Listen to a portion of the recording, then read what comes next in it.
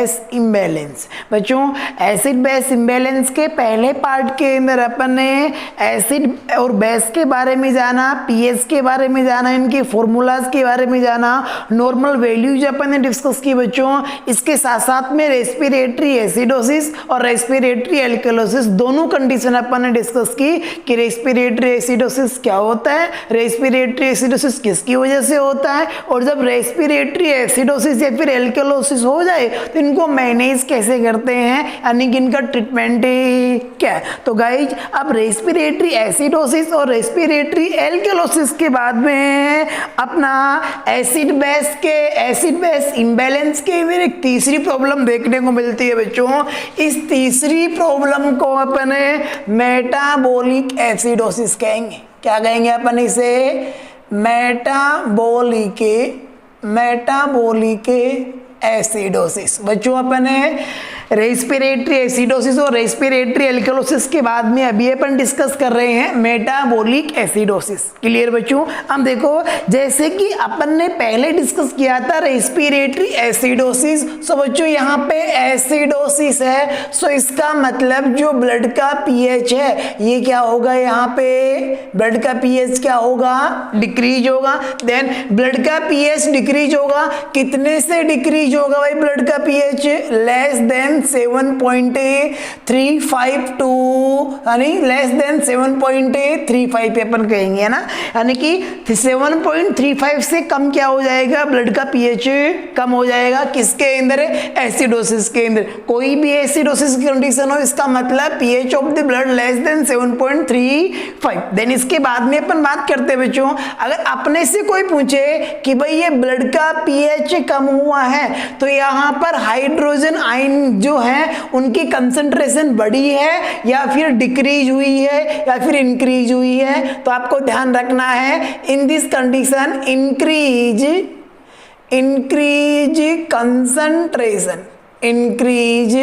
Concentration of H plus ion, increase concentration of H plus ion, यानी कि H plus ion की concentration क्या हो जाती है? इंक्रीज हो जाती है, क्योंकि जब H प्लस आयन की कंसंट्रेशन इंक्रीज होगी तभी तो pH क्या होगा? डिक्रीज होगा। क्योंकि आप पहले से ही जानते हैं कि जो pH होता है वो H प्लस आयन के इनवर्सली प्रोपोर्शनल होता है, यानी कि अगर pH घटता है तो H प्लस आयन क्या होते हैं? बढ़ते हैं, और अगर H प्लस आयन बढ़ते हैं तो pH इसकी क्या होता है? अपोजिटली डिक्रीज होता है। देन इसके साथ साथ में अगर अपन बात करें, क्या बात करें? Metabolic indicator. क्या अगर आपसे कोई ऐसे पूछे मेटाबॉलिक एसिडोसिस को इंडिकेट कौन करता है? पार्शियल कार्बन डाइऑक्साइड करता है या फिर बाइकार्बोनेट आयन करता है? तो आपको ध्यान रखना है यहाँ पर मेटाबॉलिक इंडिकेटर कौन है? तो ध्यान रखना बच्चों, रेस्पिरेटरी इंडिकेटर PaCO2 है और मेटाबॉलिक इंडिकेटर कौन है यहाँ पर? HCO3। जी हाँ, यानी कि बाइकार्बोनेट आयन किससे इंडिकेट करता है? मेटाबॉलिक एसिडोसिस, मेटाबॉलिक एल्कलोसिस क्या करता है? ये इंडिकेट करता है। अगर अपन यहाँ पे बात करें कि भाई जब क्या हुआ है? मेटाबॉलिक एसिडोसिस हुआ है, pH क्या हुआ है? डिक्रीज हुआ है, तो मुझे यहाँ पे बताओ बाइकार्बोनेट आयन इंक्रीज होंगे मेटाबॉलिक एसिडोसिस में, फिर क्या होंगे? डिक्रीज होंगे। गेस करो एक बार। ध्यान रखना अपन ने ये फॉर्मूला पहले ही डिस्कस किया था। क्या डिस्कस किया था? कि जो pH होता है ये समानुपाती होता है। किसके समानुपाती होता है? बाइकार्बोनेट आयंस के समानुपाती। का मतलब अगर pH डिक्रीज हुआ तो बाइकार्बोनेट आयन भी क्या हो जाएगा? डिक्रीज। अगर pH इंक्रीज हुआ तो बाइकार्बोनेट आयन भी क्या होगा? इंक्रीज होगा। तो कहने का मतलब मेटाबॉलिक एसिडोसिस है, pH लेस देन 7.35 से कम हो रहा है, यानी कि pH कम हो रहा है, तो pH के समानुपाती कौन होता है? Bicarbonate ion. So in this condition in case of metabolic acidosis bicarbonate ion भी क्या होगा बच्चों? डिक्रीज होगा। बाइकार्बोनेट क्या हो जाएगा? डिक्रीज। कितने से कम होगा बाइकार्बोनेट आयन? लेस देन 22 मिली इक्विवेलेंट पर लीटर, 22 मिली इक्विवेलेंट से भी क्या हो जाएगा, कम हो जाएगा। देन इसके बाद में अगर अपन थर्ड कंडीशन बात करें PaCO2 partial carbon dioxide pressure, तो ये क्या रहेगी, नॉर्मल रहेगी। क्यों, क्योंकि अपन पढ़ रहे हैं मेटाबॉलिक एसिडोसिस, और PaCO2 किसका इंडिकेटर है, रेस्पिरेटरी एसिडोसिस और एल्केलोसिस का इंडिकेटर है, इसलिए मेटाबॉलिक के अंदर PaCO2 क्या रहेगी, नॉर्मल रहेगी, यानी कि 35 to 45 mm ऑफ Hg रहेगी। क्लियर बच्चों इतनी बात। तो ये तो अपना यानी कि जब ये तो अपन ने ये देखा कि जब मेटाबॉलिक एसिडोसिस होता है तो पीएच क्या हो जाएगा, डिक्रीज हो जाएगा, बाइकार्बोनेट आयन भी क्या हो जाएंगे, डिक्रीज हो जाएंगे, लेकिन पार्शियल कार्बन डाइऑक्साइड प्रेशर क्या रहेगा, नॉर्मल रहेगा। क्लियर बच्चों इतनी बात। अभी अपन बात करते हैं कि अगर किसी पेशेंट में मेटाबॉलिक एसिडोसिस होता है तो क्यों होता है, what are the causes of metabolic acidosis, वो कौन कौन से कारण हैं जिनकी वजह से मेटाबॉलिक एसिडोसिस देखने को मिलता है। तो बच्चों अपन one by one causes discuss करेंगे। Guys now we are going to discuss causes of the metabolic acidosis, कि आखिर वो कौन कौन सी कंडीशन है जिनकी वजह से मेटाबॉलिक एसिडोसिस की कंडीशन डेवलप होती है। तो वेल बच्चों, आपने एक बात यानी कि एक डिजीज का आपने नाम सुना होगा, एंडोक्राइन सिस्टम का एक डिसऑर्डर है जिसे अपन डीएम डायबिटीज मेलाइटस के नाम से जानते हैं। क्या कहते हैं बच्चों अपन इसे, डायबिटीज मेलाइटिस। बच्चों ध्यान रखना, डायबिटीज मेलाइटिस के अंदर lacking of the insulin, insulin की कमी देखने को मिलती है। जब इंसुलिन की कमी हो जाती है डायबिटीज मेलाइटिस के अंदर, तो ये इंसुलिन ब्लड से ग्लूकोज को उठा करके सेल में ट्रांसपोर्ट नहीं कर पाता है, जिससे सीरम ग्लूकोज लेवल क्या हो जाता है, इंक्रीज हो जाता है। लेकिन सेल्स में स्टार्वेशन होता है क्योंकि सेल्स तक ग्लूकोज पहुंच ही नहीं रहा, क्योंकि यहाँ पर डायबिटीज मेलाइटिस है, यहां पर इंसुलिन है ही नहीं, इंसुलिन कम है। तो बच्चों ऐसी कंडीशन के अंदर सेल्स के अंदर स्टार्वेशन देखने को मिलता है due to lacking of the insulin which results in decrease transportation of the glucose from blood to the cell, यानी कि ब्लड से सेल्स के अंदर ग्लूकोज का ट्रांसपोर्टेशन कम हो जाता है और सेल्स में क्या देखने को मिलता है, स्टार्वेशन, भूखमरी देखने को मिलती है। तो ऐसी कंडीशन के अंदर अब सेल्स क्या करती है, जब उनको ग्लूकोज नहीं मिलता है तो फैट को तो ऐसी कंडीशन में फैट मेटाबोलाइज होने लग जाती है, और जब फैट का मेटाबॉलिज्म होता है तो बच्चों एक एसिडिक नेचर की बॉडी बनती है, इसे अपन कीटोन बॉडी कहते हैं, यानी कि कीटोन बॉडीज का फॉर्मेशन होता है। और ध्यान रखना, ये जो कीटोन बॉडीज होती हैं ये एसिडिक नेचर की होती है।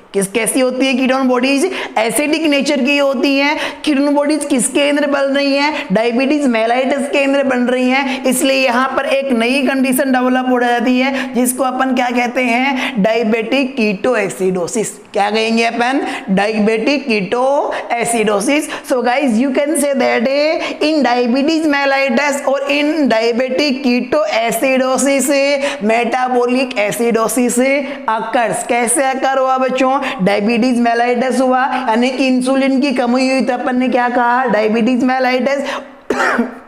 और जब बच्चों इंसुलिन की कमी की वजह से ग्लूकोज ब्लड से सेल में नहीं गया, जब ग्लूकोज ब्लड से सेल के अंदर नहीं गया तो ऐसी कंडीशन के अंदर क्या हुआ, सेल्स में स्टार्वेशन देखने को मिला, जिससे फैट का मेटाबॉलिज्म हुआ, और फैट के मेटाबॉलिज्म के रिजल्ट में क्या बनी, कीटोन बॉडीज बनी। और ये कीटोन बॉडीज किस नेचर की होती है, एसिडिक नेचर की होती हैं, जिससे ब्लड का पीएच कैसा हो जाता है, एसिडिक हो जाता है, लेस देन 7.35 हो जाता है बच्चों।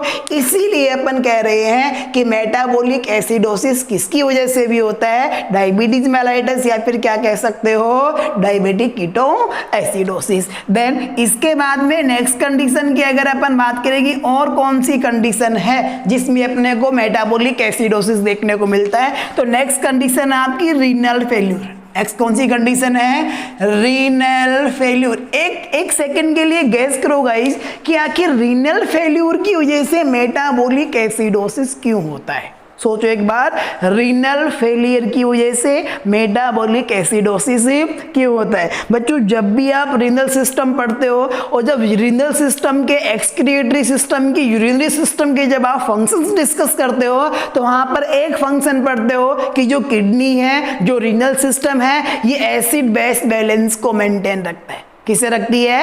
एसिड बेस बैलेंस को मेंटेन रखती है। कैसे? क्योंकि किडनी है यूरिन के थ्रू H+ आयन को क्या करती है? एलिमिनेट करती है। बच्चों अब तो क्या होगी? किडनी फेल हो गई, रिनल फेल हो गई, किडनी काम नहीं कर रही, रिनल इनसफिशियंसी हो गया। तो ऐसे केस के अंदर किडनी है वो बॉडी से H+ आयन को एलिमिनेट नहीं करेगी, जिससे कि बॉडी के अंदर H+ आयन बढ़ेंगे। और बच्चों पीएच क्या है? Power of the H+ ion, power of the hydrogen ion. जब जब H+ आयन बढ़ेंगे तब तब पीएच कैसा होगा?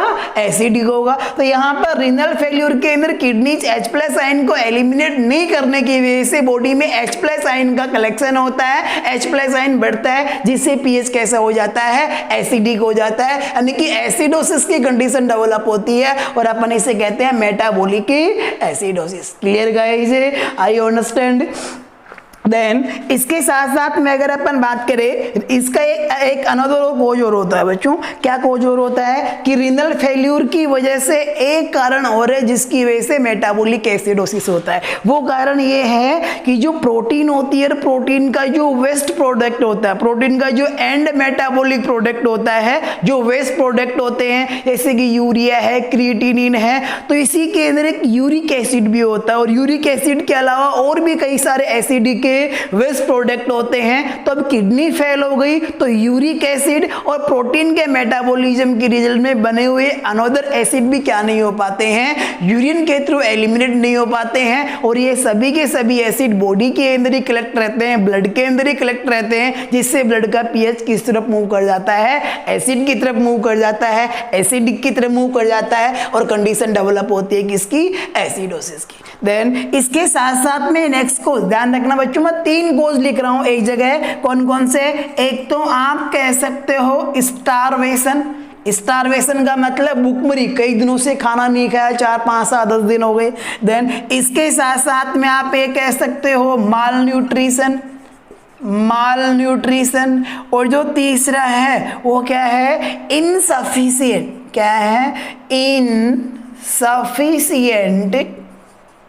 Insufficient metabolism, insufficient metabolism of CHO यानी कि कार्बोहाइड्रेट। यानी कि ध्यान रखना इन तीनों का रेशनल एक ही है, तीनों का रेशनल एक ही है। क्या? स्टारवेशन, माल न्यूट्रिशन और इनसफिशिएंट मेटाबॉलिज्म। ये तीनों की तीनों कंडीशन किसको लीड करती हैं? मेटाबॉलिक एसिडोसिस को लीड करती हैं। और कैसी लीड करती हैं? इन तीनों का कारण एक ही है। देखो स्टारवेशन हुआ यानी कि सेल्स को खाना नहीं मिला, ग्लूकोज नहीं मिला, तो ऐसी कंडीशन के अंदर फैट का मेटाबॉलिज्म होगा। और जब फैट का ज्यादा मेटाबॉलिज्म होगा तो कीटोन बॉडीज बनेंगी, कीटोन बॉडी एसिडिक होती है, जिससे ब्लड का पीएच किस तरफ मूव कर जाएगा? एसिड की तरफ मूव कर जाएगा। देखो माल न्यूट्रिशन, माल न्यूट्रिशन का मतलब इसके अंदर न्यूट्रिएंट्स की डिफिशियंसी है। और जब न्यूट्रिएंट्स की डिफिशियंसी है तो ना प्रोटीन जा रहा है ना कार्बोहाइड्रेट जा रहा है। सो ऐसी कंडीशन के अंदर इसके अंदर मेटाबॉलिज्म क्या हो गया?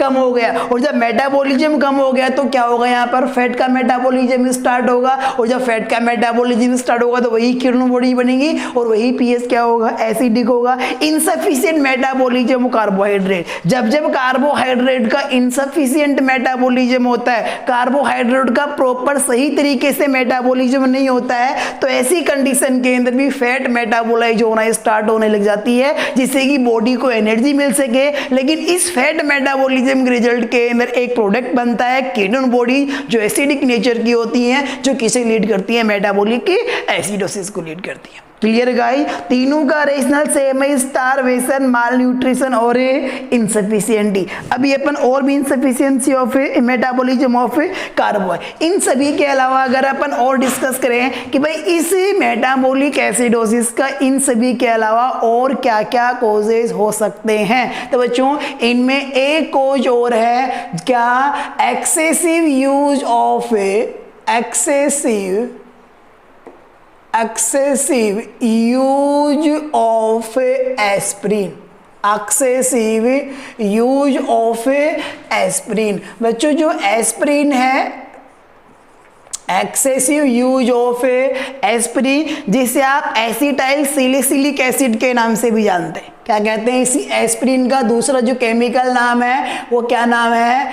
Acetyl acetyl salicylic acid, acetyl salicylic acid. तो बच्चों जब जब कोई पर्सन एक्सेसिव यूज करता है किसका, एस्प्रिन का, एसिटाइल सैलिसिलिक एसिड का, सो ऐसी कंडीशन के अंदर भी जब जब कोई ज्यादा ही इसका एस्प्रिन का यूज करता है तब तब उसकी बॉडी के अंदर H+ आयंस रिटेंड होना स्टार्ट हो जाते हैं, H+ आयन का कलेक्शन होना स्टार्ट हो जाता है, H+ आयन बॉडी से एलिमिनेट नहीं होते हैं, जिसकी वजह से pH किस तरफ मूव कर जाता है, एसिडिक की तरफ मूव कर जाएगा। देन इस कंडीशन के साथ साथ में ब्लड ट्रांसफ्यूजन, क्या बच्चों, ब्लड ट्रांसफ्यूजन, जब अपन किसी पर्सन को ब्लड ट्रांसफ्यूजन करते हैं, बीटी करते हैं, तो बच्चों ये ब्लड ट्रांसफ्यूजन भी किसे लीड करता है, मेटाबॉलिक एसिडोसिस को। इन सम केसेस कैसे, क्योंकि जो ब्लड को प्रिजर्व करने के लिए अपन प्रिजर्वेटिव एजेंट काम में लेते हैं,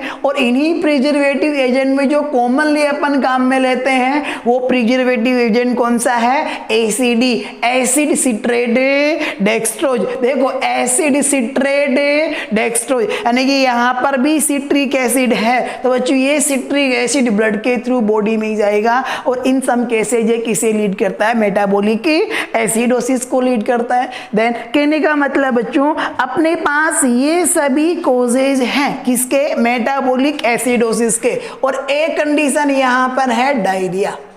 एक कौन सी कंडीशन है बच्चों, डायरिया। अब आप सोच रहे होंगे कि सर डायरिया की वजह से एसिडोसिस कैसे होगा, डायरिया की वजह से, यानी कि how can diarrhoea causes metabolic acidosis, diarrhoea आखिर कैसे मेटाबॉलिक एसिडोसिस को कॉज करता है। तो देखो बच्चों जब जब किसी पर्सन को डायरिया होता है तब तब डायरिया की वजह से जो इंटेस्टाइनल सीक्रेशन होते हैं या फिर जो इंटेस्टाइनल कंटेंट्स होते हैं वो ज्यादा बॉडी से क्या हो जाते हैं, बाहर लॉस हो जाते हैं, एलिमिनेट हो जाते हैं, एक्सक्रिएट हो जाते हैं। और आप भली बात ही जानते हो कि इंटेस्टाइन का पीएच कैसा होता है, कैसा होता है इंटेस्टाइन का पीएच, एल्केलाइन होता है। कहने का मतलब डायरिया के अंदर एल्केलाइन मीडियम का क्या हो रहा है, लॉस हो रहा है। जब एल्केलाइन मीडियम का लॉस हो रहा है तो पीएच किस तरफ मूव कर रहा है, एसिड की तरफ। किस तरफ मूव कर रहा है, एसिड की तरफ मूव कर रहा है। सब बच्चों डायरिया के अंदर इंटेस्टाइनल कंटेंट्स ज्यादा लॉस होने की वजह से, because intestinal contents alkaline pH की होते हैं, सो एल्केलाइन मीडियम लॉस होने की वजह से यहाँ पर पीएच किस तरफ मूव कर जाता है, एसिड की तरफ। ये बिल्कुल वैसे ही है जैसे अपन ने कोई शरबत बनाई और उस शरबत में से अगर अपन शक्कर को निकाल ले बाहर, शक्कर को अगर अलग कर ले अपन, तो ऐसी कंडीशन में शरबत का जो टेस्ट है वो मीठे से किस तरफ चला जाएगा, फीके की तरफ चला जाएगा। इसी प्रकार जब डायरिया के अंदर एल्केलाइन पीएच के इंटेस्टाइनल कंटेंट्स लॉस हो जाते हैं तो पीएच किस तरफ मूव कर जाता है, एसिड की तरफ मूव कर जाता है। Clear guys. तो ये सभी कोजेस थे किसके, अपने मेटाबॉलिक एसिडोसिस के। कोजेस के बाद में अगर अपन बात करें मैनेजमेंट की, किसकी बात करें अपन है, मैनेजमेंट की, कि अगर कोई पर्सन मेटाबॉलिक एसिडोसिस से सफर कर रहा है तो अपने को क्या मैनेजमेंट करना चाहिए। तो बच्चों यहाँ पे पहला मैनेजमेंट तो है कि जो भी अंडरलाइंग कोज है उसको क्या करना है, ट्रीट करना है। अगर यहाँ पर डायबिटीज मेलाइटस या डीके की वजह से अगर क्या हो रहा है, मैं यहाँ पर मेटाबॉलिक एसिडोसिस हो रहा है तो पेशेंट को इंसुलिन लगाओ। जैसे इंसुलिन अपन लगाएंगे ग्लूकोज सेल्स के अंदर जाएगा, ग्लूकोज सेल्स में जाएगा तो सेल की एनर्जी रिक्वायरमेंट पूरी होगी। जब पूरी होगी तो फैट का मेटाबॉलिज्म नहीं होगा, कीटोन बॉडीज नहीं बनेगी, और जब कीटोन बॉडीज नहीं बनेगी तो पीएच एसिडिक नहीं होगा। रीनल फेल्यूर का ट्रीटमेंट करो, स्टारवेशन, माल न्यूट्रिशन में कार्बोहाइड्रेट के मेटाबॉलिज्म को मेंटेन रखो, लिमिटेड या फिर जितना चाहिए नॉर्मल है वो क्या ब्लड ट्रांसफ्यूजन करो, और किसका ट्रीटमेंट करो यहाँ पे, डायरिया का। यानी कि अपन ये कह सकते हैं treat the underlying cause, treat the underlying cause. Underlying causes को क्या करना बच्चों, अपने को ट्रीट करना है, किसके लिए, किसको मैनेज करने के लिए, मेटाबॉलिक एसिडोसिस को। देन इसके साथ साथ में अगर अपन बात करें नेक्स्ट थिंग, यहाँ पे एडमिनिस्टर कर सकते हैं अपन, एडमिनिस्टर बाइकार्बोनेट आइंस, यानी कि SCO3 क्या करना है, पेशेंट को एडमिनिस्टर करना है, क्योंकि पीएच कैसा हो रहा है, एसिडिक हो रहा है, और जब एसिडिक पीएच के अंदर SCO3 आयन अगर अपन एडमिनिस्टर करेंगे तो ये जो SCO3 आयन है, बाइकार्बोनेट आयन है, ये क्या कर देगा, H+ आयन को डाइल्यूट कर देगा, और H+ आयन की कंसंट्रेशन को क्या कर देगा, कम कर देगा, और पीएच धीरे धीरे एसिड से किसकी तरफ मूव करने लगेगा, नॉर्मल की तरफ मूव करने लगेगा, एल्केलाइन की तरफ मूव करने लगेगा। क्लियर बच्चों इतनी बात। सो अपने को अंडरलाइन कॉजेज को मैनेज करके और अपने को बाइकार्बोनेट आयन एडमिनिस्टर करके मैनेज करना है किसको बच्चों, मेटाबॉलिक एसिड्स को। So guys you will now that ये था अपना मेटाबॉलिक एसिडोसिस। और अभी अपन मेटाबॉलिक एसिडोसिस के बाद में तीसरी जो प्रॉब्लम है, एब्नॉर्मलिटी है एसिड बेस बैलेंस के अंदर,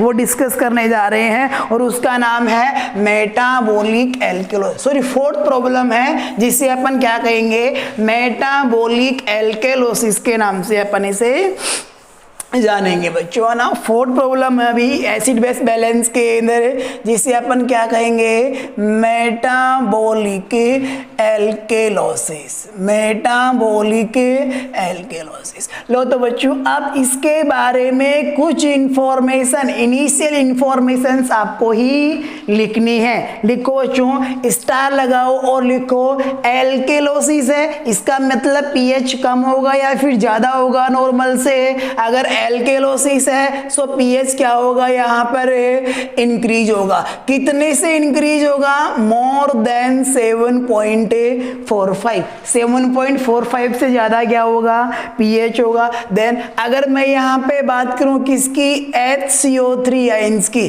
कि बाइकार्बोनेट आयन डिक्रीज होंगे या फिर इंक्रीज होंगे, तो आप पहले से ही जानते हैं कि पीएच होता है वो बाइकार्बोनेट आयन के क्या होता है, समानुपाती होता है। पीएच बढ़ेगा तो बाइकार्बोनेट आयन भी बढ़ेगा, पीएच घटेगा तो बाइकार्बोनेट आयन भी क्या होगा, डिक्रीज होगा। सो यहाँ पर पीएच बढ़ रहा है सो बाइकार्बोनेट आयन भी इंक्रीज होंगे, यानी कि मोर देन 27 मिली इक्विवेलेंट पर लीटर क्या देखने को मिलेगा, अपने को बाइकार्बोनेट आयंस देखने को मिलेंगे। अगर अपन यहाँ पर बात करें किसकी, पार्शियल कार्बन डाइऑक्साइड प्रेशर की, PCO2 की, तो आपको पहले ही पता है कि PCO2 मेटाबॉलिक इंडिकेटर नहीं है, रेस्पिरेटरी इंडिकेटर है बच्चों। सो PCO2 यहाँ पे क्या रहेगी, नॉर्मल रहेगी, यानी कि 35 से कितनी रहेगी, 45 mm ऑफ Hg के बीच में देखने को मिलेगी। क्लियर गाइस इतनी बात।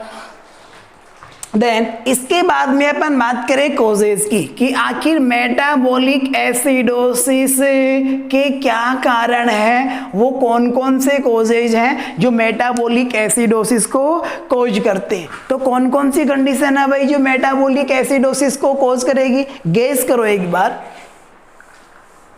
अपनी मेंटेलिटी से गेस करो, अनुमान लगाओ एक बार कि वो कौन कौन सी कंडीशन हैं जो मेटाबॉलिक एल्केलोसिस को लीड करती हैं, बच्चों कोज करती हैं। इनमें से बच्चों पहली कंडीशन कौन सी कंडीशन, GI सक्शनिंग। क्या, GI सक्शनिंग, यानी कि जब भी अपन GI ट्रैक्ट से सक्शनिंग करते हैं तो ऐसी कंडीशन में गैस्ट्रिक कंटेंट्स को अपन एस्पिरेट कर लेते हैं सक्शन प्रेशर के द्वारा, नेगेटिव प्रेशर के द्वारा, और गैस्ट्रिक कंटेंट्स के साथ में किसका लॉस होता है, HCl का लॉस होता है। HCl एक पावरफुल एसिड है बच्चों, सो बॉडी से एसिड का लॉस हो रहा है, सो एसिड का लॉस हो रहा है तो पीएच किस तरफ मूव करेगा, एल्केलाइन की तरफ मूव करेगा, और कंडीशन कौन सी डेवलप हो जाएगी, एल्केलोसिस। कौन सा alkalosis, metabolic alkalosis. Then GI suctioning के साथ साथ में अपन बात करें किसकी, सीवियर वोमिटिंग, किसकी बात करें, सीवियर वोमिटिंग। यहाँ भी सक्शनिंग जैसा ही हाल है कि सीवियर वोमिटिंग के अंदर भी वोमिटस के साथ में HCl का क्या हो रहा है, लॉस हो रहा है, और HCl के लॉस की वजह से पीएच कैसा हो रहा है, एल्केलोसिस। देन इसके बाद में कंडीशन है यहाँ पे पाइलोरिक स्टेनोसिस, पाइलोरिक स्टेनोसिस। बच्चों देखो, पाइलोरिक स्टेनोसिस एक पीडियाट्रिक प्रॉब्लम है जो बच्चों के अंदर देखने को मिलती है, जिसके अंदर पाइलोरिक स्फिंक्टर की जो सर्कुलर मसल्स होती हैं उन मसल्स के अंदर हाइपरट्रोफी हो जाती है, और हाइपरट्रोफी होने की वजह से पाइलोरिक स्फिंक्टर का न्यूमेन बहुत ही नैरो हो जाता है, जिसकी वजह से गैस्ट्रिक कंटेंट ड्यूडेनम के अंदर ड्रेन नहीं कर पाते हैं, और जब स्टोमक में पावरफुल कॉन्ट्रैक्शन होते हैं तो ये गैस्ट्रिक कंटेंट फोर्सली बैकवर्ड फ्लो कर जाते हैं स्टोमक से कार्डिनल, यानी कि कार्डिनल कार्डिक स्फिंक्टर के द्वारा इसोफेगस से होता हुआ वोमिटिंग के रूप में, प्रोजेक्टाइल वोमिटिंग के रूप में, फोर्सफुल वोमिटिंग के रूप में बाहर आते हैं। जब ये फोर्सफुल वोमिटिंग होती है पाइलोरिक स्टेनोसिस के अंदर, प्रोजेक्टाइल वोमिटिंग होती है, जो पाइलोरिक स्टेनोसिस का as a cardinal sign consider किया जाता है बच्चों ना। ये क्वेश्चन भी कई बार आया हुआ है, cardinal sign of the pyloric stenosis. तो बच्चों आपको ध्यान में रखना है कि पाइलोरिक स्टेनोसिस का कार्डिनल साइन क्या होता है, तो क्या होगा कार्डिनल साइन? प्रोजेक्टाइल वोमिटिंग, या फिर आप इसे फोर्सफुल वोमिटिंग भी कह सकते हो। सब बच्चों यहाँ पर भी उसी वोमिटिंग की वजह से, HCl के लॉस होने की वजह से क्या हो रहा है? मेटाबॉलिक एल्केलोसिस हो रहा है। देन इस कंडीशन के साथ साथ में नेक्स्ट अगर अपन बात करें, क्या बात करें? डाईयूरेटिक्स की बात करें। किसकी बात करें अपन? है डाईयूरेटिक्स, यानी कि अगर कोई पेशेंट डाईयूरेटिक थेरेपी के ऊपर चल रहा है, और ध्यान रखना बच्चों, जो डाईयूरेटिक्स होती हैं ये डाईयूरेसिस को इंक्रीज करती हैं, यानी कि यूरिन फॉर्मेशन को बढ़ाती हैं। और ध्यान रखना, जितना ज़्यादा यूरिन पास आउट होगा उतना ही ज़्यादा यूरिन के साथ में H+ आयन भी क्या होंगे? एलिमिनेट होंगे। और जब बॉडी से H+ आयन लॉस हो रहे हैं, यूरिन के थ्रू एलिमिनेट हो रहे हैं, तो बच्चों ऐसी कंडीशन के अंदर पीएच मूव कर जाएगा किसकी तरफ? एल्केलाइन की तरफ, क्योंकि बच्चों H+ आयन एसिडिक नेचर के होते हैं, H+ आयन एसिड को एक्सप्रेस करते हैं। जब बॉडी से H+ आयन एलिमिनेट हो रहे हैं डायूरेटिक काम में लेने की वजह से, एक्सेसिव यूरिनेशन की वजह से, तो ऐसी कंडीशन में पीएच कैसा हो जाएगा? एल्केलोसिस होगा, और अपन क्या कहेंगे इसे? मेटाबॉलिक एल्केलोसिस के नाम से अपन इसे जानेंगे। सब बच्चों देखो, GI सक्शनिंग है, सीवियर वोमिटिंग है, पाइलोरिक स्टेनोसिस है, डाईयूरेटिक्स है, और साथ साथ में कौन है? Massive BT. क्या नाम है? Massive BT. मैसिव बीटी का मतलब बहुत ज़्यादा अपन जब किसी पेशेंट को ब्लड ट्रांसफ्यूजन कर दें, भाई एक पेशेंट उसको देना है तो अपने को 2 यूनिट ब्लड, लेकिन अपन ने दे दिया उसको 4 यूनिट या 5 यूनिट अपन ने ब्लड उसको इन्फ्यूज कर दिया, तो ऐसे केस के अंदर क्या देखने को मिलेगा? मेटाबॉलिक एल्केलोसिस देखने को मिलेगा। और बच्चों इसके बाद में नेक्स्ट कोज है किसका? मेटाबॉलिक एल्केलोसिस का। वो कोज क्या है बच्चों? आप जानते हो इसे, हाइपर एल्डोस्टेरोनिज्म। क्या नाम है? Hyper aldosteronism. इसका एक बड़ा ना प्यारा नाम हो रहा है, इसी को अपन किस नाम से जानते हैं? कॉन्स सिंड्रोम के नाम से भी जानते हैं। ध्यान रखना बच्चों, कई बार एग्जाम के अंदर जोधपुर एम्स में आया 2016 के अंदर हाइपर एल्डोस्टेरोनिज्म का अनोदर नेम, तो अनोदर नेम क्या है बच्चों इसका? कॉन्स सिंड्रोम के नाम से भी जानते हैं किसको? हाइपर एल्डोस्टेरोनिज्म को। आप समझो मेरी बात। आप ऐसे सोच रहे होंगे, अब आपके माइंड में क्वेश्चन ये आ रहा होगा कि हाइपर एल्डोस्टेरोनिज्म यानी कि कौन सिंड्रोम की वजह से मेटाबॉलिक एल्केलोसिस कैसे हुआ? देखो बच्चों, हाइपर का मतलब एक्सेस यानी कि ज्यादा, एल्डोस्टेरोनिज्म यानी कि कौन सा हार्मोन? एक हार्मोन जो एड्रिनल ग्लैंड के द्वारा सीक्रेट किया जाता है, जिसका नाम क्या है? एल्डोस्टेरोन। क्या नाम है? एक स्टीरॉयड हार्मोन है, नाम क्या है? एल्डोस्टेरोन। बच्चों ध्यान रखना, इस एल्डोस्टेरोन के 2 काम होते हैं। क्या होते हैं एल्डोस्टेरोन के? 2 काम। क्या क्या? एक तो ये जो एल्डोस्टेरोन है ये रीनल ट्यूबल्स के द्वारा सोडियम का और साथ साथ में किसका? वाटर का क्या करता है? रीएब्जॉर्प्शन करता है, जिससे बॉडी के अंदर सोडियम और वाटर का रिटेंशन होता है।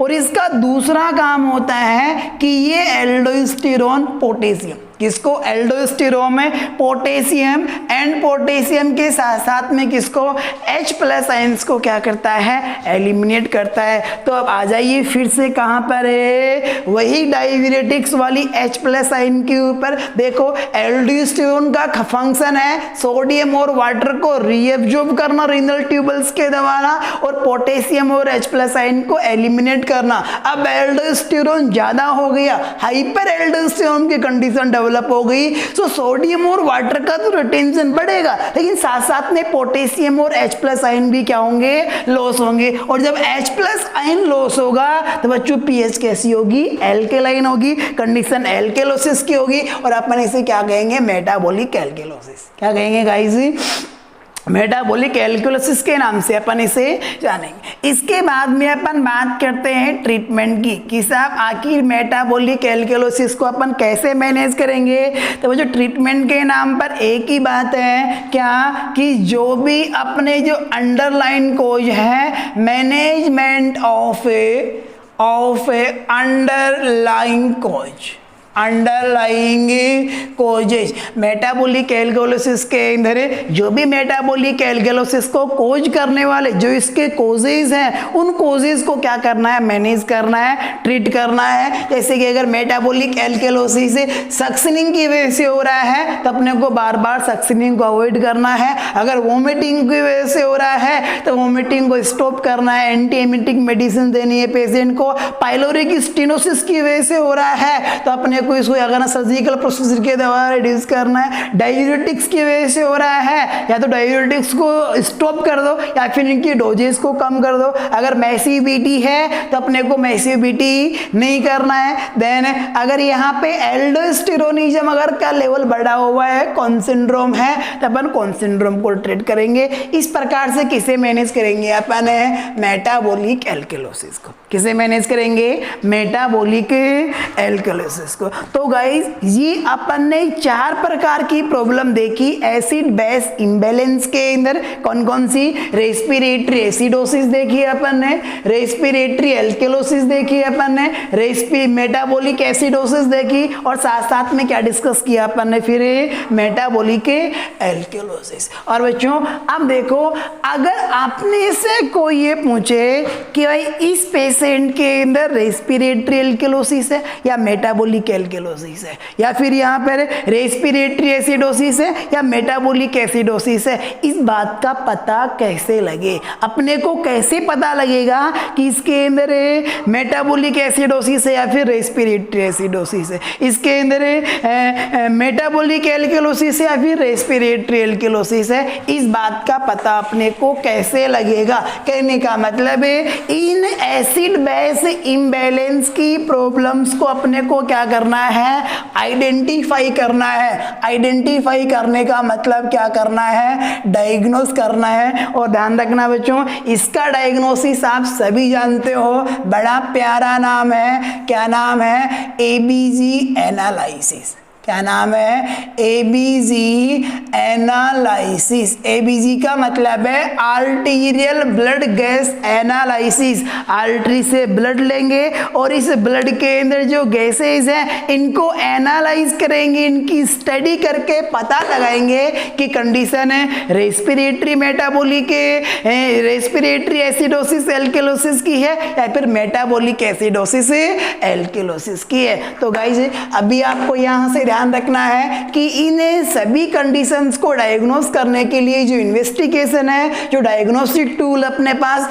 वो कौन सा है, एबीजी एनालिसिस। क्या है बच्चों, एबीजी एनालिसिस। ध्यान रखना बच्चों, जो आर्टीरियल ब्लड गैस के बारे में जो सबसे यानी कि सबसे कंफर्मेटिव जो इंफॉर्मेशन देने वाला मेथड है वो कौन सा है, एबीजी एनालिसिस। ध्यान रखना, अपने को यानी कि पल्स ऑक्सीमेट्री के द्वारा ये पता लग जाता है कि साहब इसमें O2 सैचुरेशन कितना, ऑक्सीजन कितना है, लेकिन पल्स ऑक्सीमेट्री से भी ज्यादा रिलायबल डाटा होता है किसका, एबीजी एनालिसिस का। इसलिए इन कंडीशन को डायग्नोस करने के लिए डायग्नोस्टिक टूल में क्या काम में लेते हैं, एबीजी एनालिसिस। अब देखो बच्चों, अब ये भी जो प्रीवियसली ऋषिकेश का एग्जाम हुआ था, ऋषिकेश एग्जाम के अंदर यहाँ से क्वेश्चन आया था एबीजी एनालिसिस से। और वो क्वेश्चन क्या था कि एबीजी एनालिसिस जब अपन करते हैं तो एक अपन टेस्ट परफॉर्म करते हैं, उस टेस्ट का क्या नाम है। तो बच्चों जितने भी क्वेश्चन यहाँ से पुटअप होंगे सभी क्वेश्चन अपन 1 बाय 1 डिस्कस करेंगे कि एबीजी एनालिसिस से कौन कौन से क्वेश्चन पुटअप हो सकते हैं। सब बच्चों एबीजी एनालिसिस से संबंधित पहला क्वेश्चन कि जब भी अपने को एबीजी एनालिसिस के लिए सैंपल चाहिए होता है, क्या चाहिए होता है, सैंपल। तो सैंपल क्या चाहिए अपने को, सैंपल स्टूल चाहिए या फिर यहाँ पर यूरिन चाहिए या फिर ब्लड चाहिए। ब्लड भी चाहिए तो कौन सा ब्लड चाहिए, वीनस ब्लड चाहिए या फिर आर्टीरियल ब्लड चाहिए। तो ध्यान रखना एबीजी एनालिसिस के लिए जो अपने को सैंपल चाहिए वो कौन सा चाहिए, आर्टीरियल ब्लड। कौन सा, आर्टीरियल, यानी कि आर्टरी से क्या चाहिए, ब्लड चाहिए। देन इसके साथ साथ में नेक्स्ट क्वेश्चन बड़ा इंपॉर्टेंट, ध्यान रखना, किसी सिंपल सिरिंज के द्वारा आर्टरी से ब्लड नहीं लिया जाता, इसके लिए स्पेशल सिरिंज काम में ली जाती है, हिपेरिनाइज्ड सिरिंज काम में ली जाती है 2 ml की। तो आपको ध्यान में रखना है which syringe commonly used to take the sample collection from a artery, कि साहब आर्टरी से सैंपल कलेक्ट करने के लिए कौन सी सिरिंज काम में ली जाती है। तो कौन सी काम में लेंगे अपन, हिपेरिनाइज्ड सिरिंज, कितने ml की, 2 ml की। Use heparinised syringe, use heparinised syringe 2 ml। अब बच्चों आपके माइंड में एक क्वेश्चन आ रहा होगा कि सर ये हिपेरिनाइज्ड सिरिंज यहाँ पर क्यों काम में लेंगे, और भी तो सिरिंज है, साधारण सिरिंज भी काम में ले सकते हैं लेकिन नहीं लेनी। क्यों नहीं लेनी बच्चों, क्योंकि अपन एबीजी एनालिसिस के अंदर जो ब्लड सैंपल लेते हैं ये 0.5 ml, 1 ml या फिर 2 ml तक अपन लेते हैं। तो ऐसी कंडीशन के अंदर जो सैंपल है उसका अमाउंट कम है, और अगर यहाँ पर इस सिरिंज के अंदर हेपेरिन नहीं होगी तो ये ब्लड है, ये इस सिरिंज की वॉल के ऊपर ही क्या हो जाएगा, क्लोट हो जाएगा, उसी के साथ में ये चिपक जाएगा। इसीलिए अपन यहाँ पर एज ए एंटी कोएगुलेंट के रूप में अपन क्या काम में लेते हैं, हेपेरिनाइज्ड सिरिंज अपन काम में लेते हैं, ताकि ब्लड कलेक्टे यानी ब्लड का क्लोटे नहीं बने, ब्लड इसके अंदर जमे नहीं, बिकॉज यहाँ पर अमाउंट क्या रहेगी, ब्लड की सैंपल की कम रहेगी, लो अमाउंट रहेगी, फ्यू अमाउंट रहेगी। देन इसके साथ साथ में यहाँ से नेक्स्ट क्वेश्चन, बच्चों हर एग्जाम में मेरे ख्याल से ऐसा कोई एग्जाम नहीं है जहाँ से ये क्वेश्चन नहीं आया हो। मोस्ट ऑफ 90% से भी ज़्यादा एग्जाम्स के अंदर क्वेश्चन पुटअप हुआ है। क्या हुआ है, साइट, क्या हुआ है, site of taking arterial blood sample, कि आर्टीरियल ब्लड सैंपल टेकअप करने की साइट कौन सी है, कहाँ से अपन एबीजी एनालिसिस के लिए सैंपल कलेक्ट कर सकते हैं। और ध्यान रखना कहाँ से कलेक्ट कर सकते हैं, एक तो अपन ले सकते हैं रेडियल आर्टरी से। कौन सी आर्टरी से बच्चों, रेडियल आर्टरी से। और दूसरी सैंपल कलेक्शन की साइट होती है, अगर रेडियल आर्टरी के अंदर कोई प्रॉब्लम है, कोई ऑक्लूजन है या फिर हैंड एक्सट्रीमिटी बर्न हो रखी है, इंजर्ड हो रखी है, फ्रैक्चर हो रखा है, किसी भी वजह से अपन रेडियल आर्टरी से नहीं ले पा रहे हैं, तो ऐसी कंडीशन में फिर अपन सैंपल लेते हैं कौन सी आर्टरी से, फीमोरल आर्टरी से। कौन सी आर्टरी से, फीमोरल आर्टरी से। अगर आपसे पूछे the most common site of taking ABG analysis sample collection, कि एबीजी एनालिसिस सैंपल कलेक्शन के लिए मोस्ट कॉमन साइट कौन सी है, ऑप्शन में रेडियल आर्टरी भी और कौन सी हो, फीमोरल आर्टरी भी हो। तो ऐसी कंडीशन में ध्यान रखना बच्चों, आपको फर्स्ट प्रायोरिटी किसे देनी है, रेडियल आर्टरी को। किसे देनी है, रेडियल आर्टरी को। हाँ, अगर ऑप्शन में रेडियल आर्टरी नहीं है तो फिर अपन क्या काम में लेंगे, यहाँ पर femoral artery. So according to priority अपन सेकंड प्रायोरिटी किसे देंगे, फीमोरल आर्टरी को अपन प्रायोरिटी देंगे। क्लियर बच्चों इतनी बात। देन अगर अपने से पूछे इन दोनों में से कि मोस्ट कॉमन साइट कौन सी है, तो मोस्ट कॉमन का आंसर यहाँ पे क्या जाएगा बच्चों, रेडियल आर्टरी। क्या जाएगा यहाँ पे, रेडियल। लेकिन ध्यान रखना, एक बात ध्यान रखना है, जब भी अपन रेडियल आर्टरी से ब्लड सैंपल कलेक्ट करते हैं तो रेडियल आर्टरी को प्रिक करने से पहले एक अपन टेस्ट करते हैं, उस टेस्ट का नाम क्या है। क्वेश्चन ऐसे पूछेगा, which test is perform by a nursing officer before taking arterial blood sample from radial artery, कि रेडियल आर्टरी से ब्लड सैंपल लेने से पहले, रेडियल आर्टरी को प्रिक करने से पहले कौन सा टेस्ट परफॉर्म किया जाता है। तो ध्यान रखना बच्चों, उस टेस्ट का नाम है एलन टेस्ट। क्या नाम है बच्चों, एनल टेस्ट, यानी कि एबीजी एनालिसिस सैंपल कलेक्ट करने के लिए कौन सा टेस्ट परफॉर्म किया जाता है, एलेन्स टेस्ट अपन परफॉर्म करते हैं। सो बच्चों, इस टेस्ट से बहुत बार एग्जाम में क्वेश्चन आए हैं और अभी रिसेंटली ऋषिकेश के अंदर भी आया था, इन फ्यूचर आगे भी यहाँ से आता रहेगा। तो आपको अच्छे से याद रखना है, एलन टेस्ट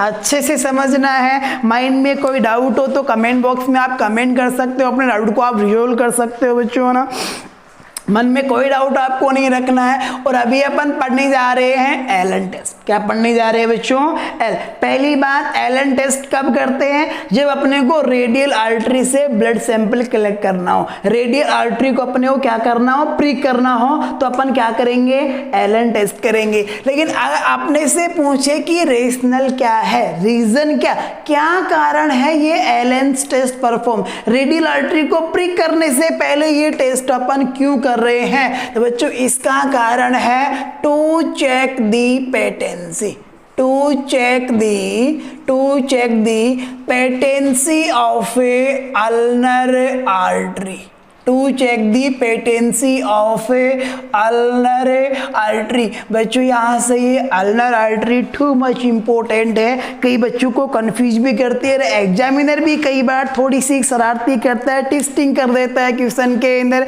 क्या ऐसे पूछ लेता है कि कौन सी आर्टरी की पेटेंसी को चेक करने के लिए एलन टेस्ट किया जाता है, ऑप्शन में रेडियल भी होती है, अल्नर भी होती है, बहुत से बच्चे कंफ्यूज होते हैं। एबीजी सैंपल लेने के लिए रेडियल को तो अपने को प्रिक करना है, तो अपने को पेटेंसी किसकी चेक करनी है, यहाँ पर अल्नर आर्टरी की। किसकी पेटेंसी चेक करेंगे अपन, अल्नर आर्टरी की पेटेंसी चेक करेंगे कि कहीं अल्नर आर्टरी में कोई ओक्लूजन तो नहीं है, कहीं पहले से ब्लॉकेज तो नहीं है। सोचो एक बार, खुदा ना खास्ता पहले से ही अल्नर आर्टरी ब्लॉक थी और आपने रेडियल आर्टरी को प्रिक करके ब्लड सैंपल कलेक्ट कर लिया, प्रिक करने की वजह से रेडियल आर्टरी के अंदर क्लॉट बन गया और क्लॉट बनने से रेडियल आर्टरी भी ब्लॉक हो गई। अब देखो बच्चों, अल्नर तो पहले से ब्लॉक थी, रेडियल अब क्लॉट बनने की वजह से ब्लॉक हो गई, अब हैंड को ब्लड सप्लाई करने वाली तीसरी आर्टरी नहीं है, इसलिए ऐसी कंडीशन में हैंड नेक्रोसिस हो जाएगा, हैंड को फिर कट करना पड़ेगा बच्चों। तो ऐसी कंडीशन के अंदर बच्चों अपने को रेडियल आर्टरी को प्रिक करने से पहले ये देख लेना है कि अल्नर आर्टरी की पेटेंसी मेंटेन है या फिर नहीं है। या फिर दूसरी कंडीशन में आप ऐसे भी कह सकते हो, to check the collateral circulation, to check the collateral circulation, कि कोलाटरल सर्कुलेशन को चेक करने के लिए एलन टेस्ट करते हैं। यहाँ देखो कोलाटरल सर्कुलेशन को समझो आप। देखो बच्चों, कोलाटरल सर्कुलेशन का मतलब होता है कि कोई ऐसा ऑर्गन जिसको एक से ज्यादा आर्टरीज ब्लड सप्लाई करती हैं और ये आर्टरीज आपस में क्या रहती है, एनास्मोसिस रहती हैं, जुड़ी हुई रहती हैं। ऐसे कि ब्रेन की ब्लड सप्लाई में सर्किल ऑफ विलिस के अंदर, एक सर्किल के अंदर काफी सारे आर्टरीज क्या रहती हैं, जुड़ी हुई रहती है, एनास्मोसिस रहती है। जिससे होता क्या है, अगर एक आर्टरी ब्लॉक हो जाती है तो ब्लॉक होने के बाद में दूसरी आर्टरी से उस ऑर्गन को पर्टिकुलर ब्लड जाता रहता है। इस प्रकार के सर्कुलेशन को अपन क्या कहते हैं, कोलाटरल सर्कुलेशन कहते हैं। कोलाटरल सर्कुलेशन का मतलब जब काफी सारी आर्टरीज आपस के अंदर इंटरकनेक्ट रहती हैं, एनास्मोसिस रहती हैं और एक एक आर्टरी के ब्लॉक हो जाने के बाद में दूसरे आर्टरीज और उनको ब्लड सप्लाई करती है। तो इस प्रकार के सर्कुलेशन को अपन क्या कहेंगे, कोलैटरल सर्कुलेशन के नाम से जानते हैं। तो आप कह सकते हो, देखो बच्चों अपने हैंड के अंदर भी रेडियल आर्टरी और अल्नर आर्टरी आपस में क्या हो जाती है, एनास्मोसिस हो जाती है। फिर पामर आर्ट से जहां से निकलते हैं, अगर यहां से अल्नर आर्टरी ब्लॉक हो जाती है तो रेडियल से ब्लड सर्कुलेशन चलता रहता है, रेडियल ब्लॉक हो जाती है तो अल्नर से ब्लड सर्कुलेशन चलता रहता है। यानी कि एक के ब्लॉक हो जाने के बाद में दूसरी सप्लाई कर रही है ब्लड को। इस प्रकार के सर्कुलेशन को अपन क्या कह रहे हैं, कोलैटरल सर्कुलेशन के नाम से जा रहे हैं। So guys you can say that Allen test perform to check the patency of ulnar artery and to check the collateral circulation. Clear बच्चों इतनी बात। देन इसके बाद में नेक्स्ट थिंग यहां से आती है स्टेप्स। किसकी बात आती है, steps to perform Allen test, कि एलन टेस्ट परफॉर्म करने की क्या क्या स्टेप हैं, किस ऑर्डर के अंदर अपन एलन टेस्ट परफॉर्म करेंगे। तो ध्यान रखना बच्चों, एलन टेस्ट परफॉर्म करने की 5 स्टेप्स होती हैं। There are 5 steps to perform the Allen test. कौन कौन सी, इनमें से पहली स्टेप है भाई आपको राइट रेडियल आर्टरी से ब्लड सैंपल लेना है या फिर लेफ्ट रेडियल आर्टरी से ब्लड सैंपल लेना है। माना कि आपको राइट रेडियल आर्टरी से ब्लड सैंपल लेना है, तो ऐसी कंडीशन में राइट हैंड को हार्ट के लेवल से क्या करना है, अबोव करना है। क्या करना है, raise the hand above the level of a heart. Heart के लेवल से ऊपर क्या करना, अपने को हाथ को ऊपर उठाना है। ये पहली स्टेप हो गई। फिर इसके बाद में दूसरी स्टेप होती है मेक द फिस्ट, यानी कि क्लोज द हैंड। हैंड को, अंगूठे को अंदर करके हैंड को क्या कर लेना है, बंद कर लेना है, यानी कि मुट्ठी बांध लेनी है। फिर ये दूसरी स्टेप हो गई। फिर इसके बाद में तीसरी स्टेप होती है compress the both radial and ulnar artery. फिर अपन दोनों, इस तरफ तो रेडियल है और इस तरफ क्या है, अल्नर है। रेडियल और अल्नर आर्टरी को अपन क्या करते हैं, कंप्रेस करते हैं। फिर ये कौन सी स्टेप हुई, तीसरी स्टेप हुई। फिर चौथी स्टेप होती है कंप्रेस करने के बाद में अपन प्रेशर को रिलीज करेंगे।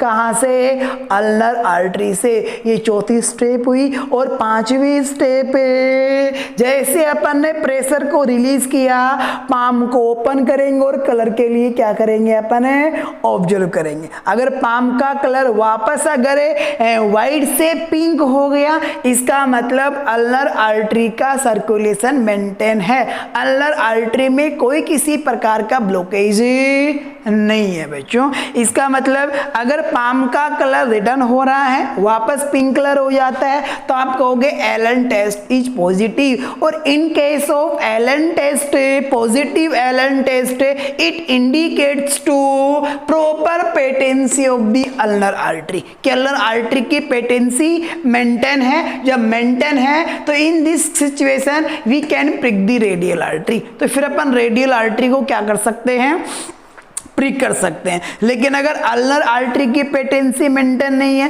तो ऐसी कंडीशन में अपन रेडियल को क्या नहीं करेंगे, प्रिक नहीं करेंगे। सब बच्चों इसकी स्टेप्स लिखो, पता होना चाहिए आपको, प्रैक्टिस के अंदर ये परफॉर्म करना होता है। तो क्या पहली स्टेप क्या है इसकी, क्या एक्सट्रीमिटी, यानी कि एक्सट्रीमिटी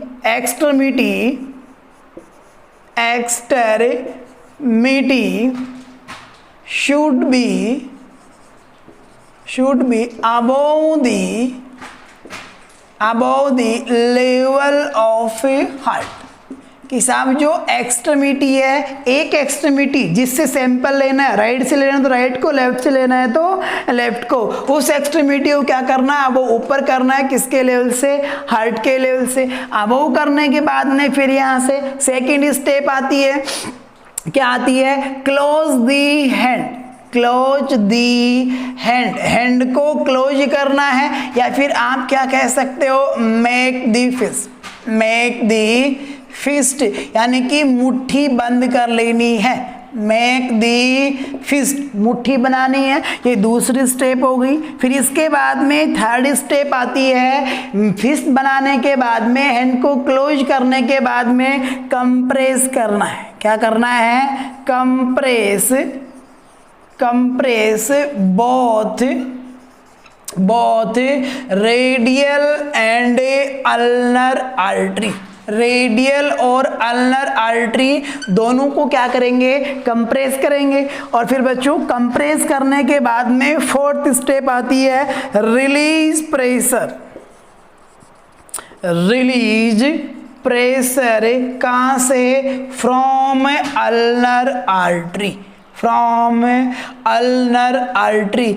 अल्नर आर्टरी से क्या करना है, प्रेशर को रिलीज कर देना है। जैसे ही अल्नर आर्टरी से प्रेशर को रिलीज करेंगे, रिलीज करने के बाद में पाम को ओपन करेंगे और ओपन होते ही अपन पाम को कलर के लिए ऑब्जर्व करेंगे कि पाम का कलर व्हाइट से पिंक हुआ या फिर नहीं हुआ। अगर अल्नर आर्टरी में कोई ब्लॉक नहीं है तो यहाँ से प्रेशर को छोड़ते ब्लड तुरंत जाएगा किसके अंदर, पाम के अंदर, और पाम का कलर व्हाइट से कैसा हो जाएगा, पिंक हो जाएगा। जैसे ही पिंक कलर हो जाता है, पाम का कलर रिटर्न हो जाता है वापस, तो अपन कहेंगे साहब एलन टेस्ट पॉजिटिव है। एलन टेस्ट पॉजिटिव का मतलब ulnar supply is maintain, ulnar patency of the ulnar artery is maintain. जब अल्नर आर्टरी की पेटेंसी मेंटेन है तो ऐसी कंडीशन में अपन क्या कर सकते हैं, फिर रेडियल को प्री कर सकते हैं। सब बच्चों इसके बाद में release pressure from ulnar artery. Ulnar artery से प्रेशर को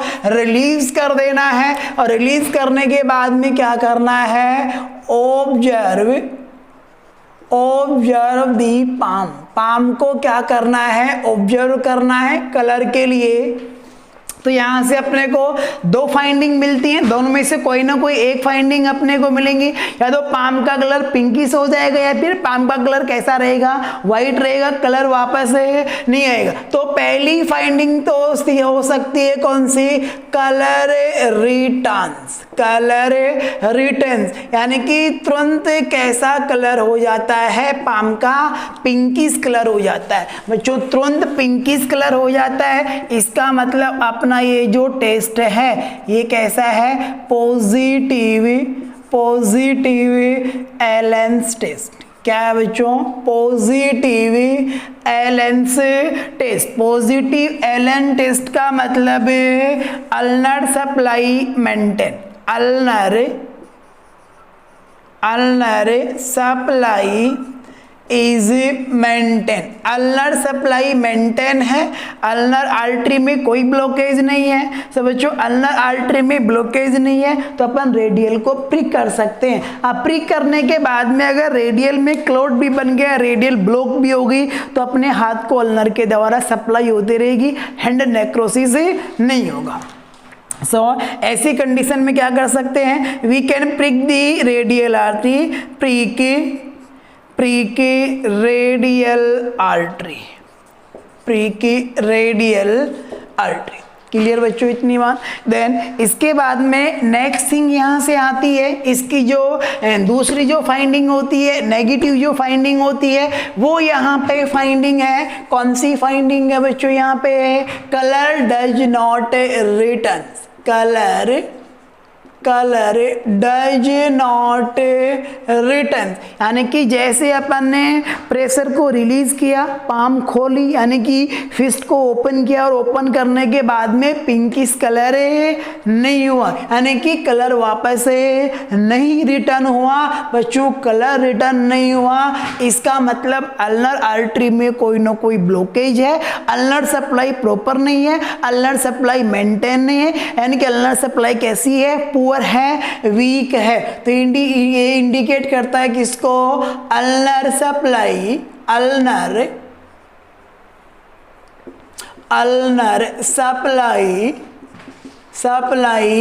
इज पुअर, कि अल्नर सप्लाई कैसी है, पुअर। तो ऐसी कंडीशन में क्या करना है, नॉट प्रिक टू रेडियल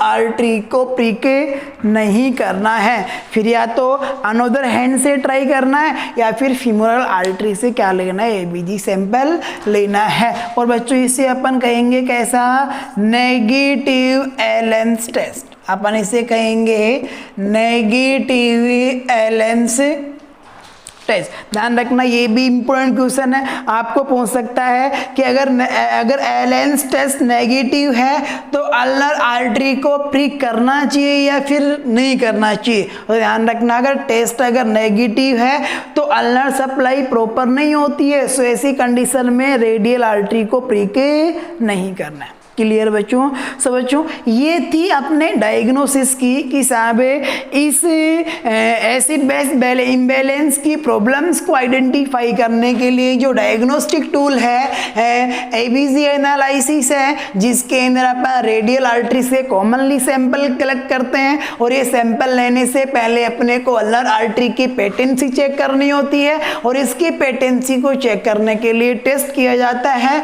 इस टेस्ट का नाम क्या है? एलेंस टेस्ट। एक बात और ध्यान में रखना आपको, ड्यूरेशन ऑफ एलेंस टेस्ट कि साहब एलेंस टेस्ट परफॉर्म करने में कितना समय लगता है, तो ड्यूरेशन का भी ध्यान रखना है 30 सेकेंड। कितना? आधा मिनट, हाफ मिनट, यानी कि 30 सेकेंड के अंदर क्या परफॉर्म कर लेते हैं अपन?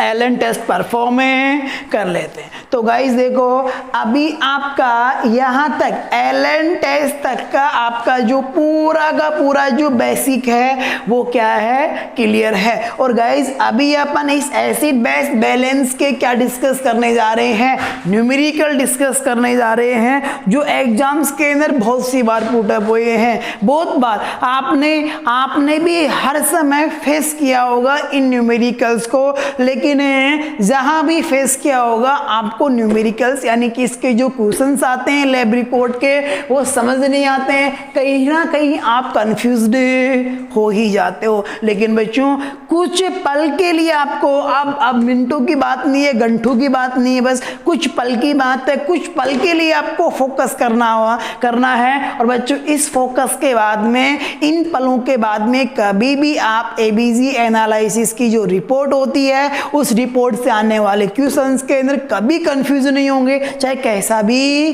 क्वेश्चन हो। Clear guys? तो अभी अपन एसिड बेस बैलेंस से आने वाले क्वेश्चंस की एक्सरसाइज स्टार्ट करते हैं, यानी कि अपन एक्सरसाइज स्टार्ट करते हैं, यानी कि अपन एग्जांपल्स डिस्कस करते हैं। और बच्चों सबसे पहला एग्जांपल बच्चों अपने पढ़ने का तरीका होता है सिंपल टू कॉम्प्लेक्स। पहली सिंपल चीज, फिर सिंपल से धीरे धीरे कॉम्प्लेक्स की तरफ। जैसे कि देखो बच्चों सिंपल चीज आप जानते हो, ब्लड का पीएच कितना होता है, नॉर्मल बाइकार्बोनेट आयन कितना होता है, नॉर्मल पार्शियल O2 प्रेशर कितना होता है, नॉर्मल पार्शियल CO2 प्रेशर कितना होता है, ये सभी चीजें आप जानते हो। आप जानते हो कि साहब जो पीएच होता है ये H+ आयन के इनवर्सली प्रोपोर्शनल होता है और यही पीएच PCO2 के इनवर्सली प्रोपोर्शनल होता है, लेकिन पीएच बाइकार्बोनेट आयन के क्या होता है? समानुपाती होता है। ये सभी चीजें आप जानते हो। सो अभी अपन डिस्कस करने जा रहे हैं। आपके पास में क्वेश्चन कैसे आता है? क्या a laboratory report of ABC analysis is, कि एबीसी एनालिसिस की लेबोरेटरी रिपोर्ट है, क्या है कि यहाँ पर पीएच ऑफ ब्लड का जो पीएच है ये है 7.33। ब्लड का पीएच क्या है? 7.33 है। और जो HCO3 आयन यानी कि बाइकार्बोनेट आयन है ये कितना है? 26 milliequivalent per litre. Bicarbonate ion कितना है? 26 मिली इक्विवेलेंट पर लीटर। और यहाँ पे PaCO2 partial carbon dioxide pressure है कितना? 49 mm ऑफ Hg। क्या है?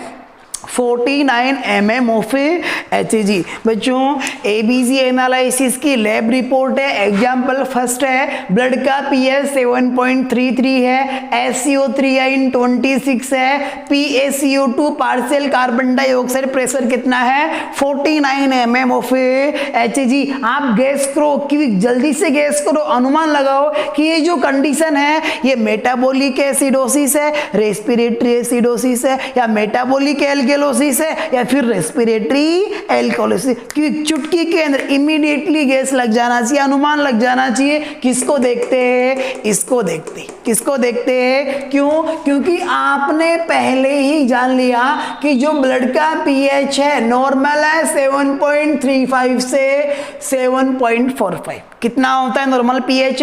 7.35 से 7.45। अगर 7.35 से कम तो एसिडोसिस, 7.45 से ज्यादा तो कौन सी कंडीशन? एल्केलोसिस। यहाँ पर पीएच कितना? 7.33 है, इसका मतलब 7.35 से कम है। सो एक बात तो पक्की होगी कि साहब कंडीशन तो एसिडिक है, यानी कि एसिडोसिस। क्या है बच्चों? एसिडोसिस है। लेकिन अब एसिडोसिस है ये तो अपन ने कह दिया, लेकिन अब बच्चे फिर कंफ्यूज, आप फिर कंफ्यूज कि एसिडोसिस कौन सा है, मेटाबॉलिक है या फिर रेस्पिरेटरी? मेटाबॉलिक एसिडोसिस है या फिर रेस्पिरेटरी एसिडोसिस? तो इसके लिए आ जाइए नीचे की वैल्यू के ऊपर। आपने देखा HCO3 आयन, भाई HCO3 आयन है वो नॉर्मल होता है 22 से 27 है मिली इक्विवेलेंट, यहाँ पर 26 है, इसका मतलब SCO3 आयन तो नॉर्मल रेंज में है, इसका मतलब मेटाबॉलिक तो नहीं है। फिर अपन ने देखा PaCO2 partial carbon dioxide pressure कितना मिला? 45। और आप पहले ही जानते हो कि नॉर्मल PaCO2 होता है कितना? 35 to 45 mm ऑफ Hg, और यहाँ पर क्या है? 49 है। नॉर्मल से ज्यादा है ब्लड के अंदर कार्बन डाइऑक्साइड, जिसकी वजह से वाटर से रिएक्शन में ज्यादा होगी और वही कार्बोनिक एसिड ज्यादा बनेगा। एसिड ज्यादा बनने से पीएच कैसा हो जाएगा? ब्लड का एसिडिक हो जाएगा और पीएच होगा लेस देन 7.35। यहाँ पे कितना है? यानी कि 7.33। सब बच्चों आपने कह दिया कि ये जो कंडीशन है ये कौन सी कंडीशन है? Respiratory acidosis. कौन सी कंडीशन है बच्चों? Respiratory acidosis. लेकिन बच्चों आजकल एग्जाम्स में इतने आसान क्वेश्चंस भी नहीं आते हैं, लेकिन अपने पढ़ने का तरीका है सिंपल टू कॉम्प्लेक्स, 0 से लेकर के 100 तक अपन पढ़ेंगे बच्चों। लेकिन इसी के अंदर, इसी क्वेश्चन के अंदर ऑप्शंस की क्वालिटी को क्या कर सकता है एग्जामिनर? इंप्रूव कर सकता है। यानी कि इस क्वेश्चन की क्वालिटी को इंप्रूव करने के लिए ऑप्शंस में कुछ मॉडिफिकेशन कर देता है, और इस मॉडिफिकेशन में बहुत सारे बच्चे कंफ्यूज हो जाते हैं। कैसे कंफ्यूज हो जाते हैं कि लेबोरेटरी रिपोर्ट तो क्या है? यही है, और आपको पता है रेस्पिरेटरी एसिडोसिस है, लेकिन इसी को ट्विस्ट करता है एग्जामिनर यहाँ पर ऑप्शंस के अंदर। कैसे करता है? जैसे कि ऑप्शन ए ऑप्शन के अंदर आपको यहाँ पर दे देगा, क्या दे देगा? Partial compensated. क्या दे देगा? Partial compensated respiratory acidosis. Option B के अंदर आपको दे देगा क्या? अनकंपनसेटेड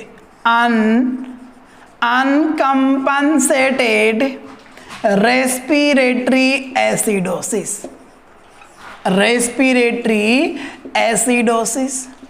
ऑप्शन सी आपको यहां पर दे दिया क्या?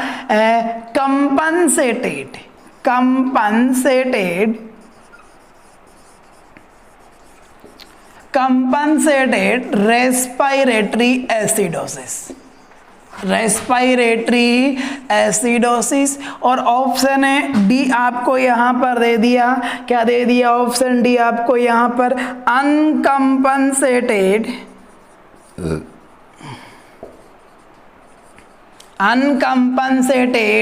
Metabolic acidosis. Uncompensated metabolic acidosis. बच्चों क्वेश्चन वही है, लेकिन यहाँ देखो ऑप्शंस को मॉडिफाई करने की वजह से क्वेश्चन की क्वालिटी को थोड़ा सा इम्प्रूव करते ही यहाँ पर आप क्या होगे? कंफ्यूज हो।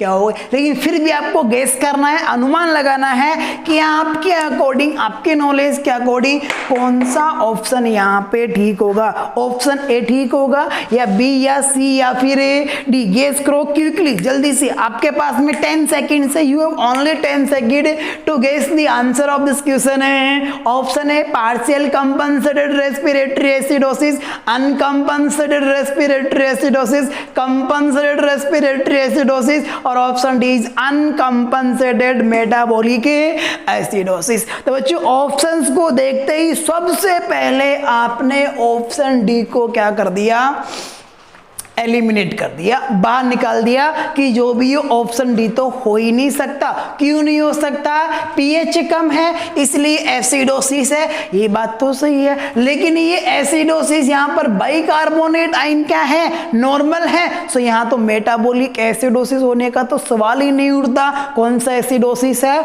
रेस्पिरेटरी एसिडोसिस है, इसलिए आपने ऑप्शन डी को तो क्या कर दिया, एलिमिनेट कर दिया। लेकिन अब देखो ऑप्शन ए, बी और सी में कॉमन तीनों में respiratory acidosis, respiratory acidosis, respiratory acidosis. अब इन तीन में से आपको चूज करना है बच्चों।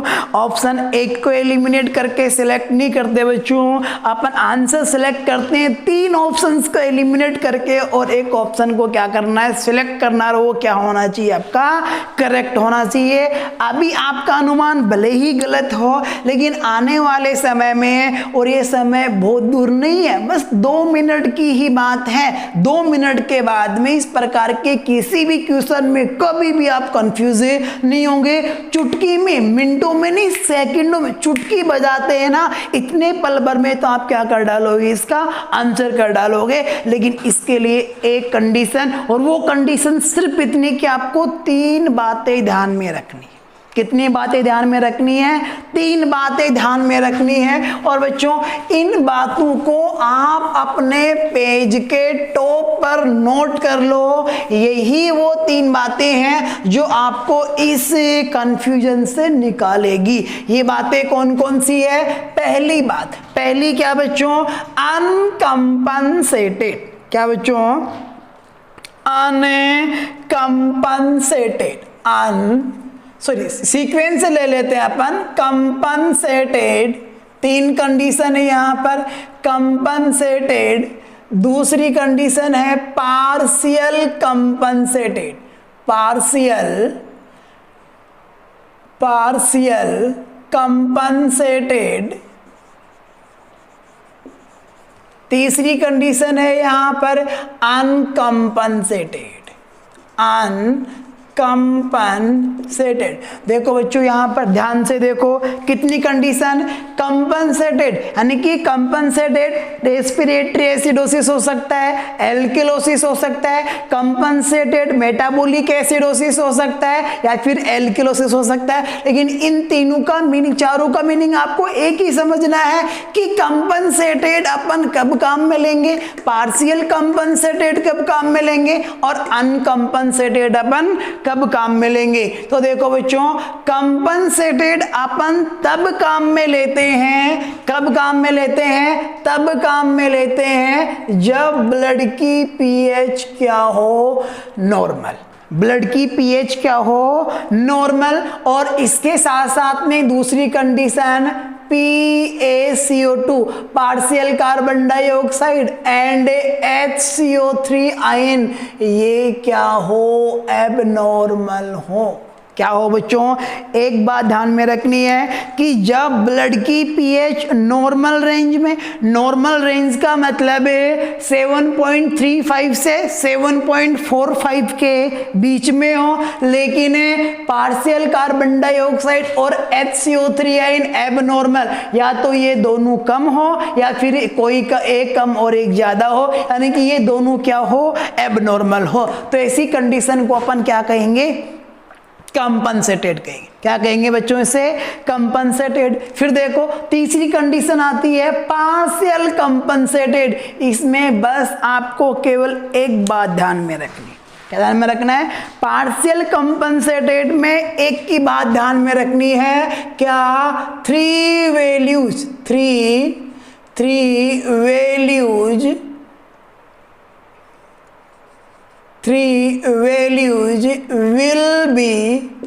will be abnormal,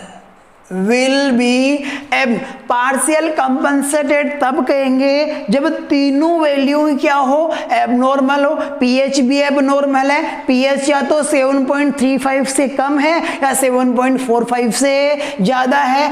HCO3 ion या तो 22 से कम है या 27 से ज्यादा है। पार्शियल कार्बन डाइऑक्साइड प्रेशर या तो 35 से कम है या 45 से ज्यादा, यानी कि तीनों की तीनों वैल्यू क्या हो जब एबनॉर्मल हो, तो ऐसी कंडीशन को अपन क्या कहेंगे, पार्शियल कंपनसेटेड। क्या कहेंगे बच्चों इसे, पार्शियल कंपनसेटेड। और बच्चों अब देखो तीसरी कंडीशन आ रही है, कौन सी, अनकंपनसेटेड। क्या आ रही है, अनकंपनसेटेड। इसका क्राइटेरिया होता है, क्या होता है, वन वैल्यू will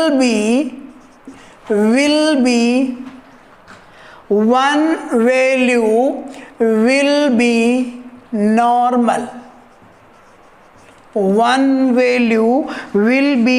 normal, कहने का मतलब एक जो वैल्यू है वो क्या होगी, नॉर्मल होगी। कौन सी नॉर्मल होगी, या तो यहां पर ये वैल्यू PaCO2 हो सकती है या फिर क्या हो सकती है, HCO3 आयन, यानी कि